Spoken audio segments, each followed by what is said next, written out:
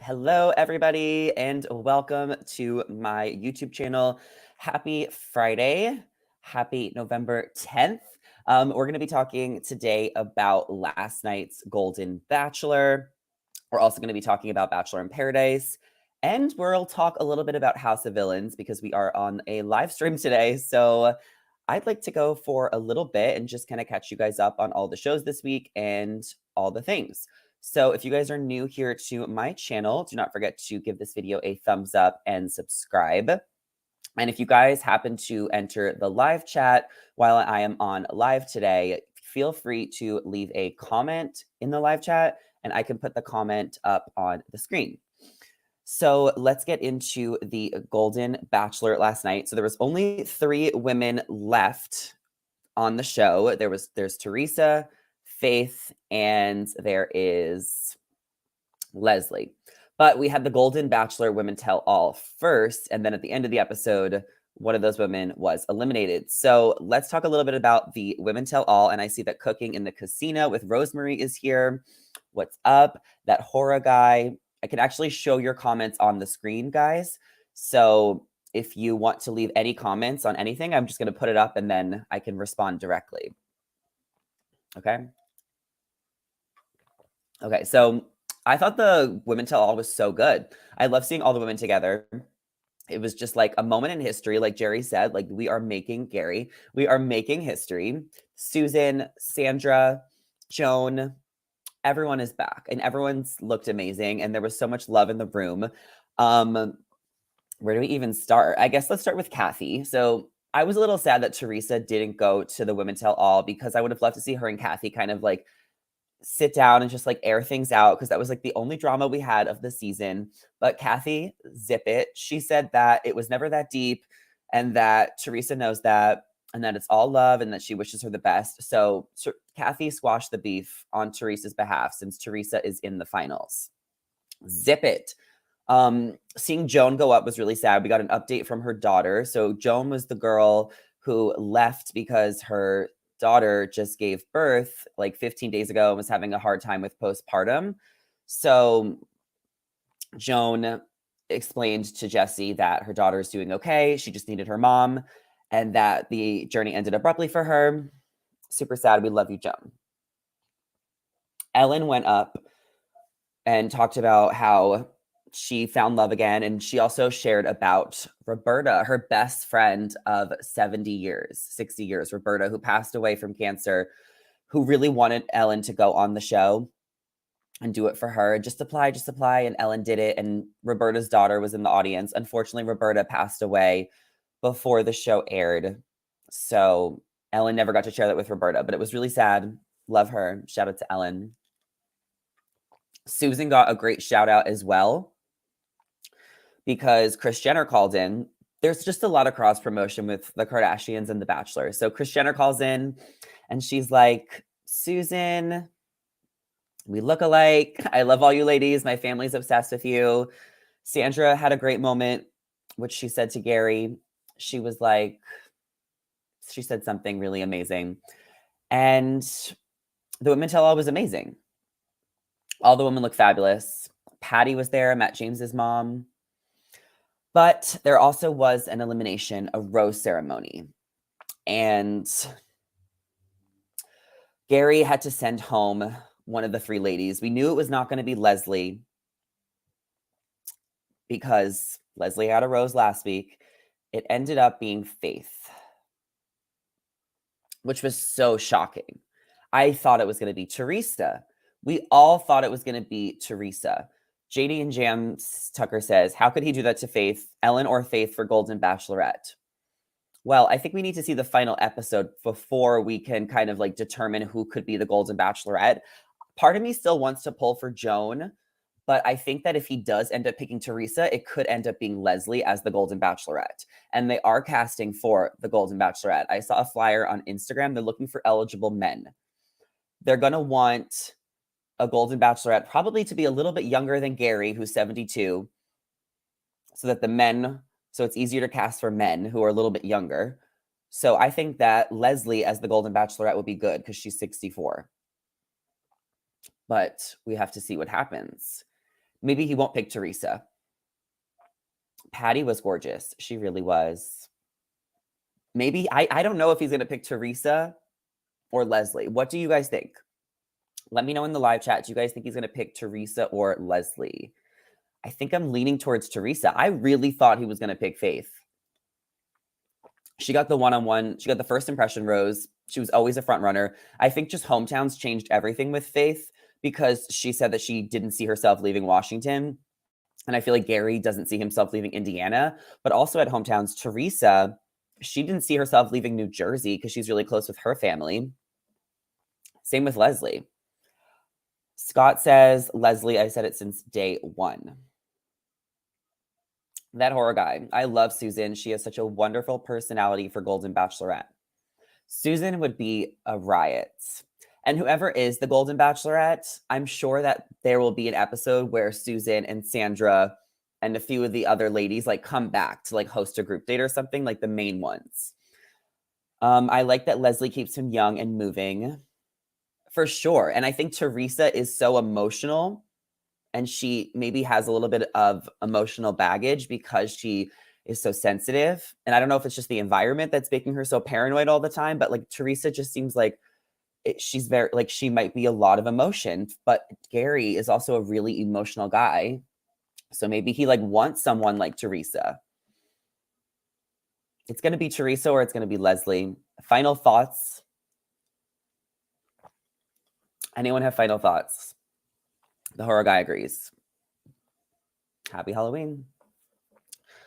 I just really thought it was going to be Faith versus Leslie. I did not think Teresa was going to go this far. And like Teresa's going to the end. This is insane. Okay.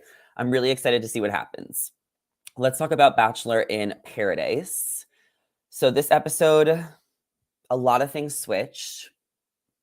First, we got to start off with Charity coming down. So I'm going to put Bachelor. I'm new at this StreamYard thing, but I want to show my comment. There we go. I'm going to get so good at this in like a year from now. And there's going to be like 10,000 people in here. And I can't wait because live streaming already is just so much easier knowing that I do not have to edit this or go back and upload. It takes so long to upload every video. It's like, it literally does. YouTube is so long. But this is like really cool. Okay, so Bachelor in Paradise. Charity came in because she was going to talk to Aaron B and talk to Eliza and talk to other girls and check in because there is a little bit of a scandal with Aaron B that, there we go. There's a little bit of a scandal with Aaron B that I guess like he had a disgruntled ex-girlfriend who said that he like let her on or something, or like went on The Bachelorette without fully breaking up with her before. And this girl reached out to Charity's family, and just really reached out a lot to the point where it got Charity's attention. And Charity told Kat, and then Kat told Eliza on the beach, who told Aaron B, and Eliza and Aaron B were dating. So now Aaron B is getting all upset, and he confronted Kat on the beach last week about bringing it up. Conveniently, Charity walks in, so Charity is able to talk to Eliza. I'm glad that Eliza pulled her aside and was like, okay, I heard a little bit of this from Kat, but I need the facts. Charity, I need from the mouth. Charity, what was your experience dating Aaron B? And she said really nice things. Aaron B was her final three, so he made it really far. She really liked him, but this ex definitely played a factor in what she thought about him and what she knew to believe. But she just has to believe Aaron B, who had his side of the story. And Eliza believed Aaron B, and so did Charity. So that horror guy says, I love how Charity was very professional and did not talk down or bad about Aaron. She encouraged both of them to be completely honest with each other and tried to make it work and commit. I completely agree. Scott says, Eliza and Aaron B make a good couple. I'm excited to see Katie Thurston come down next week too. Same. So Eliza and Aaron B, Eliza just needed like the night to clear her head. And then she said, I'll talk to you in the morning. And then Aaron B brought her breakfast and like he knew her breakfast order, which is really cute. Like the jam, the eggs, all that good stuff. So one couple down. There's 8 couples. So that's the first one. Next couple, we'll talk about Avid and Kylie. There's not much going on with them. They haven't even they got a date, I guess, when Avid first walked in. Didn't they say they're like falling in love? Didn't they say that? Also, what we saw this week is that there was like that whole Twitter thing last week where Olivia was mad that Kylie was pursuing, like, encouraging Kat to go after John Henry. Well, Mercedes did the same thing this week. Mercedes told Kat to go after John Henry. Kat says that like she doesn't have a problem going at, like, she doesn't respect Olivia's feelings because she thinks Olivia's toxic. She's like least close with Olivia out of all the girls. She's like, if it was any other girl, I would like make sure to like care about their feelings, but because it's like Olivia, I love Olivia. Olivia deserves better. Like, at least Olivia has Eliza, but it seems like all the other girls are friends and they're just like not really that good of friends with them. So Kat goes after John Henry. So Avid and Kylie give each other the rose. They're like falling in love. Yeah, next week is Jordan V. Do you think Avid would take Rachel on a date? I wanted Avid to take Rachel on a date when he first got there, but then he didn't and they ignored it. So now I just feel like it's too late. There's too much time has passed in the season. They're just never going to address the Avid and Rachel thing. I feel like this season, serious relationships don't seem to be a priority with most of them. Already week 7, and we only have one established couple. Period. This season is honestly like a joke compared to previous seasons. Like, I just can't take it seriously anymore. Hi, Celeste. Yeah, Olivia's commentary is so good. She is so funny. I love her. Okay, so Avid and Kylie, safe. Aaron and Eliza, safe. Let's talk about Blake and Jess. So Blake and Jess went on a little bit of a break last week. Jess is the one that wanted the break. She wanted the break because she just wanted to explore other options, because she came here excited to meet all of these guys. She didn't know she was going to meet Blake, and she got into a pretty tight relationship with Blake pretty early on. All her friends were exploring the other guys. So Jess just like needed a minute to see what else was out there for her. So she expressed that to Blake, or Blake kind of noticed that. He kind of pushed that out of her. I felt like she was really like shy and holding back with it, but he kind of pushed it out of her. And Blake was like very mature about it. And he's like, you know what? Let's take a break. This is what you wanted. So he gets asked out on a date by Genevieve. They have a great time. And then that gives Jess the opportunity to go after who she really wanted to go after, or was curious about, was Tyler. They never addressed like if Mercedes cared that Jess and Tyler made out, or if any of them cared, because they're such close friends. Because I guess there's a lot of double standards on the beach. But maybe they did, and it just didn't get aired or shown. But I think it was good that Jess and Blake had that break, because it kind of brought them back stronger together. They just like needed to know that something else was out there, and like that's the point of Paradise. So I think it worked out, and I'm glad that they came back together. I think it's cute. It builds their story.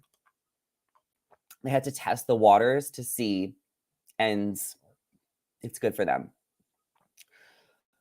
Okay, what do you guys think of Blake and Jess? I feel like they both were open to others in the beginning. I remember Blake was saying at the campfire with Hannah Brown that he was open. Exactly. I love this. Okay, next couple is Tyler and Mercedes. We don't see much of them. I don't think they're going to last, but they're cute. I guess there doesn't need to be a conversation either with the whole him making out with Jess. There probably was, and it's just not shown because they probably were just cool with it. So who is Brayden going to end up with? So Brayden ends up giving his rose to Olivia, because John Henry gives his rose to Kat. Kat was pursuing John Henry the entire episode, and Olivia was roseless. Brayden and Rachel broke up because Brayden went on a date with Becca.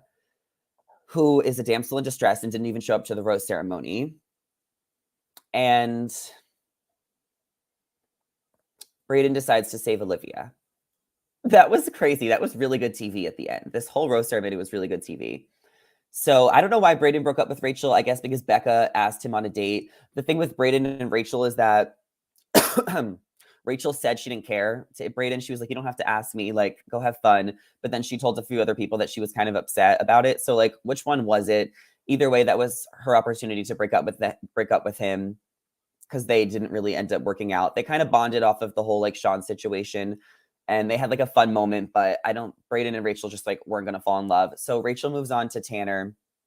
Tanner decides to break up with Kat. We know that. But Tanner also, I guess, broke up with Davia or chose Rachel over Davia at the end because Rachel and Tanner had a conversation at the rose ceremony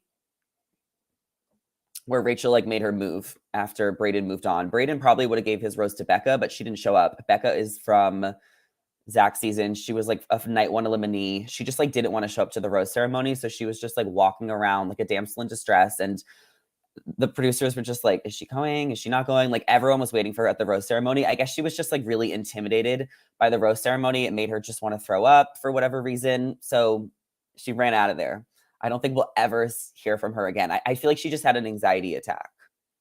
So Brayden gives his rose to Olivia, which really pissed off Kat because Kat wanted, let's talk, Kat, John Henry, because Kat wanted Olivia to go so that she could focus on dating John Henry.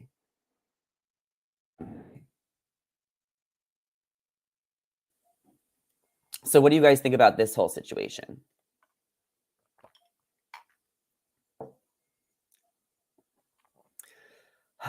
You know, this was a lot. Thing is, Kat has an argument with someone new every week. Every week she fights with someone. In the beginning, she fought with Aaron. She's fought with Brayden. She just like is always fighting with someone on the beach. So she was fighting with Olivia because Olivia was frustrated. John Henry ends up falling for Kat. She put in a lot of effort pursuing him. I don't think that they knew Olivia was right behind them on the beach. And if they did know, it maybe was the producers being like, can you guys go to the beach? Scott says Kat is a drama queen. The horror show says, I doubt it will last. Right? Who knows? But it seems like this is going to be Kat's like final guy that she's going to be pursuing. Scott also says that I don't think they're going to last either, but I think they're going to last on the show. Kat's going to get so much flack at the reunion. She has so many people to answer to. They need like a 2-hour part just for Kat. They need like a spin-off show just so Kat can sort things out with everyone. I mean, the amount of like bridges she's burning each week is insane.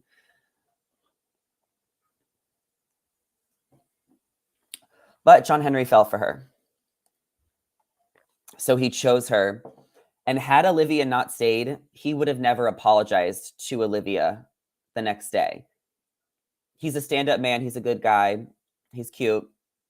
But Olivia would have been gone, and he never would have apologized to Olivia. He never would have broke up with Olivia. He owed Olivia more than that. He owed Olivia a conversation, but he was really persuaded by Kat. He was really wooed by Kat. It definitely looks like from a TV perspective, from a viewer's perspective, that Kat is taking advantage of John Henry and that a lot of the stuff Olivia is saying is true. From a viewer's perspective, that's how it looks. So we'll see what happens. But John Henry gave his rose to Kat, Tyler to Rachel. Tyler to Mercedes, Tanner to Rachel, and then Peter to Sam is our last couple. So Peter doesn't really have much airtime either. He doesn't have much of a storyline. I think in the beginning he had like a fight with Aaron S. about Sam, who finally pooped. Sam finally pooped. Was I the only one that's sad that Will left? See, Will was just like a straggler, and like Peter is such a straggler, guys. Like the fact that Peter is still there is crazy. Peter is a straggler. Same with Sam, the girl from, I think she's from Canada. Like, what? Like, when they're breaking up, it's just gonna be like, you guys gotta go. There's no build up. I just feel like they're just there. The show always gets good at the end because then so many people keep leaving at once. So that's when it gets like more interesting and fun and intense. So I'm excited to see like the ending of that show, of the show.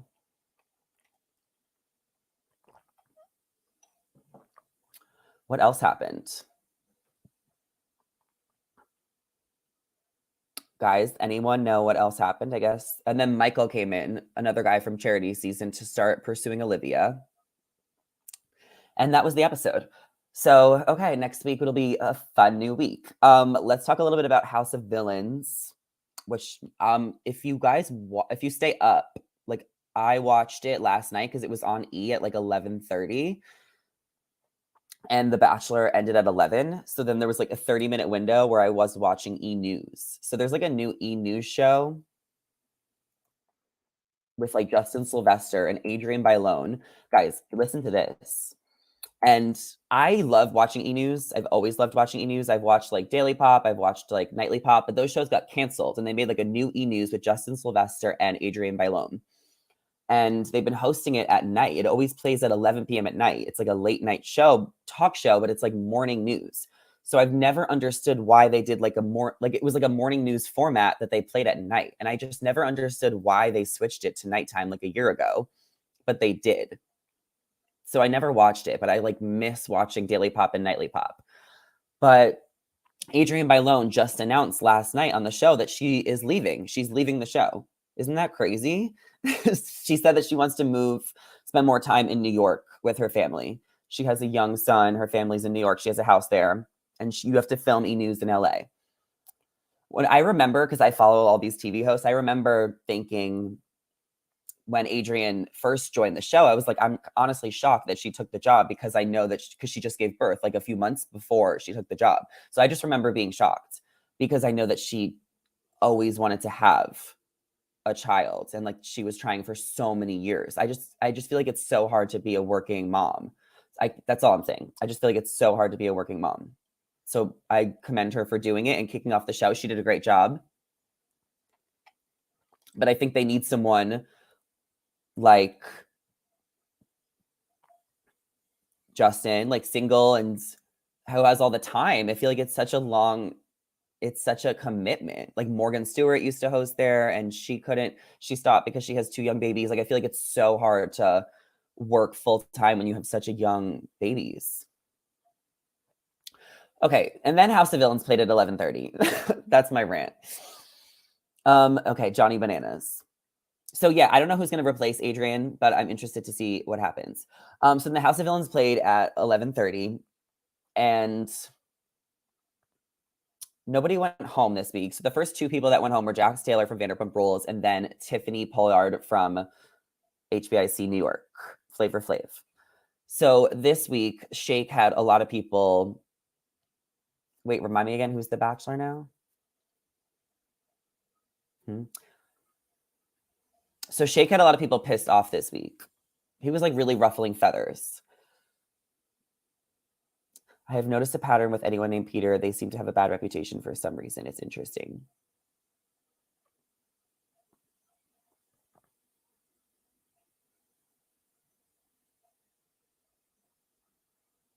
Put Cat on House of Villains next. I'm dead.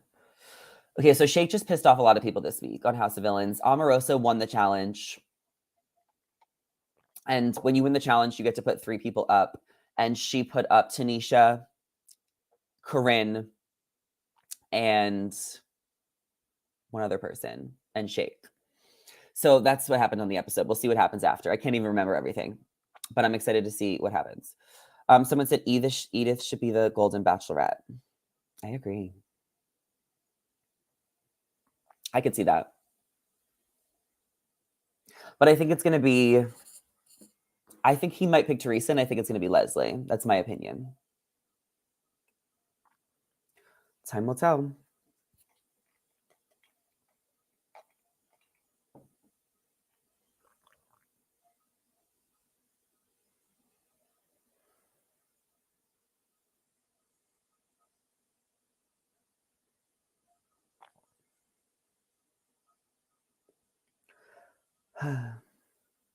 Okay, well, I honestly don't have anything left to say. So it is time to end the live. So those are my recaps. This is why I don't do lives, because I take so many breaks when I pause. So that's why I upload my videos, because when I film them, I always take so much breaks and have to keep collecting my thoughts sometimes. So maybe if you guys want to give me some feedback next time, or maybe this live was so much fun. I like the comments during it, but I'll have to switch off when I do lives and when I do regular videos. Okay, final questions, final thoughts. Pick two. You have 3 roses. Who would you give a rose to and 1 not? Rachel, Hannah Brown, and Gabby. I would give my rose to Rachel and Hannah Brown. Okay, thank you so much for listening, guys. I really appreciate you all for tuning in. Make sure to give this video a thumbs up before you go and leave a comment below, because it really helps with the algorithm to push out my channel. So just leave a comment down below. And thank you so much for all your live chat comments as well. So Scott, Celeste, that horror guy, all y'all guys, thanks for tuning in. And I will see you guys soon in the next one. Bye.